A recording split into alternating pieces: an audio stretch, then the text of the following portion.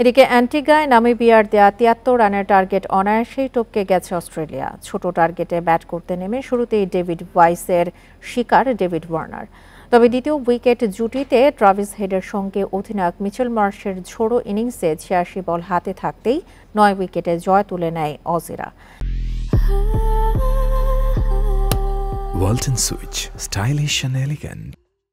এই জয়ে B group থেকে সুপার ৮ নিশ্চিত করল কামিন্স জাম্পারা।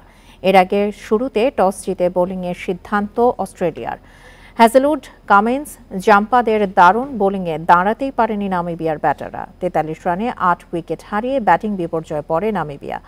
৪ ওভারে মাত্র ১২ রান খরচায় ৪ উইকেট